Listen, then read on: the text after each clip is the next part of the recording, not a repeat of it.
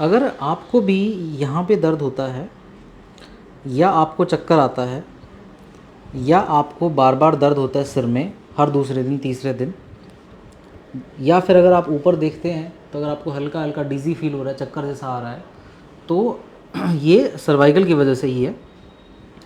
और आजकल इसकी वजह से गर्दन का दर्द के साथ साथ और हेडेक बहुत ज़्यादा होने लगा है।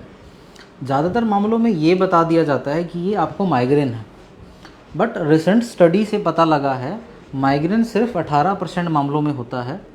बाकी के जितने भी मामले हैं 86 से 88% मामले उसमें सब में ये सर्वाइकोजेनिक हेडेक पाया गया है। यानी ये अगर पीछे की नसें दबती हैं तो हेडेक होता है। पीछे की यहाँ पे बहुत सारी नसें होती हैं, इन नसों को बोला जाता है ऑक्सीपिटल नर्व, यानी छोटी छोटी नसें जो यहाँ सप्लाई करती हैं। अगर इन पे दबाव आएगा तो आपको यहाँ दर्द होगा और वहाँ पे भी दर्द होगा, और आँखों में भी यहाँ पे भी दर्द आ जाएगा। आपको भी लगेगा कि आँख के पीछे कुछ दर्द हो रहा है। कुछ लोगों को जबड़े में भी दर्द हो सकता है। ये सारे सिम्टम ऑक्सीपिटल न्यूरैल्जिया के ही हैं, और हेडेक भी ऑक्सीपिटल न्यूरैल्जिया का ही पार्ट है। कुछ लोगों में ये दर्द धीरे धीरे करके बढ़ने लगता है और यहाँ पे सूजन आने लगती है, मांसपेशियों में खिंचाव आने लगता है, जिसके बाद में यहाँ पे जो एक आपकी ब्लड की नस होती है जो आपके ब्रेन को और आपके स्पाइन को सप्लाई करती है, उसको वर्टिब्रल आर्टरी बोलते हैं। तो वर्टिब्रल आर्टरी पे भी दबाव आने लगता है। जब वर्टिब्रल आर्टरी पे दबाव आने लगेगा तो आपको बार बार चक्कर आएंगे, खासकर आप टेढ़ा लेटेंगे, उठेंगे बैठे भी, तो ये भी है एक बीपीपीवी बोलते हैं उसको, यानी चक्कर आना। और ये बीपीपीवी सर्वाइकोजेनिक होता है।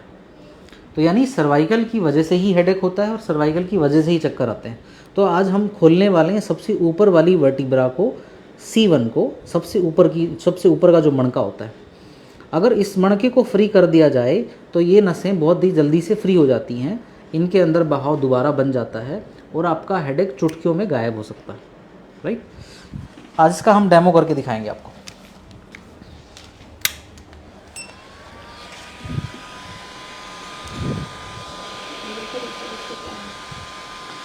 इससे ये होगा कि हम लोग क्या कर रहे हैं, पीछे की जो दोनों ट्रांसवर्स प्रोसेस है उसके ऊपर हल्का सा पुश करेंगे, मैकेनिकल पुश।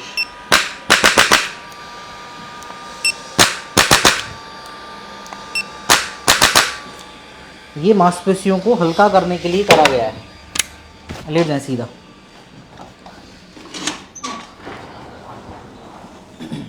ऊपर आ जाए, ऊपर आ जाए।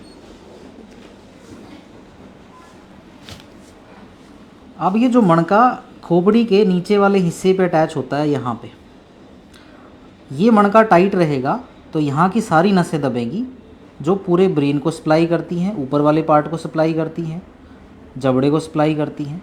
तो हम इसको खोलने वाले हैं। लूज़ कर दें, लूज़, बस बस बस, छोड़ दीजिए नीचे। सांस लेंगे आप, छोड़े।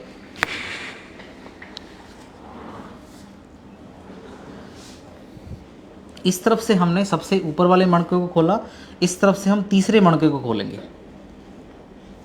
ढीला छोड़ें, नीचे छोड़ें, ढीला, बस बस बस बस बस बस बस, बैठ जाए प्लीज़।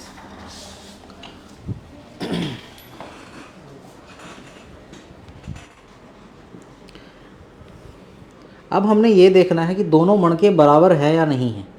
अगर दोनों मणकों की हड्डियां बराबर है तो इसका मतलब बराबर हो चुका है, अदरवाइज इस इंस्ट्रूमेंट से हम इसको खोलेंगे। ढीला ढीला छोड़ दीजिए।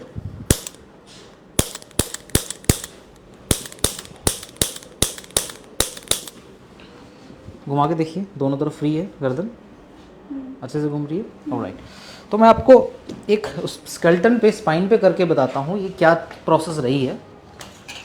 तो अगर आप ये देख रहे हैं पीछे की तरफ से, ये खोपड़ी के पीछे बहुत सारी मांसपेशियाँ होती हैं यहाँ पे, और ये जो आपको दिख रहा है रेड वाला, ये वर्टिब्रल आर्टरी है जो सप्लाई करती है स्पाइन को और ब्रेन को। ये खून का दौरा लेके जाती है। अगर ये दब जाएगी तो चक्कर आते हैं। और दबती किस वजह से है, जो ये खोपड़ी के और स्पाइन के हिस्से की जो मसल है इन पे दबाव आ गया, तब दबती है ये। तो हमने क्या करा है, इस जो हड्डी है, इस हड्डी को लिफ्ट किया है ऊपर, ऑक्सीपिटल लिफ्ट बोलते हैं इस प्रोसेस को। हमने इसको लिफ्ट कर दिया ताकि ये नसें फ्री हो जाए। अब खून का बहाव पूरा बन जाएगा, ये नसें फ्री हो जाएंगी, इससे पेशेंट का हेडेक बहुत ही जल्दी से गायब हो जाता है। ठीक है, तो अगर आपको माइग्रेन है, आपको डायग्नोस्ट हुआ है या आपको हेडेक डायग्नोस्ट हुआ है, तो इस पद्धति से हम इसको ठीक कर सकते हैं प्रोसेस से, और बड़ी इजी प्रोसेस है, इसका कोई साइड इफ़ेक्ट नहीं है। ठीक है, मेरा नाम डॉक्टर हरीश ग्रोवर है और पेन फ्लेम क्लिनिक है ये गुड़गांव में सेक्टर 39 में स्थित है, मेदांता के आसपास है ये क्लिनिक। और हमारे से संपर्क कर सकते हैं, नीचे दिखे हुए नंबर है करनाल प्लस के, आप उनसे बात कर सकते हैं। हाँ जी।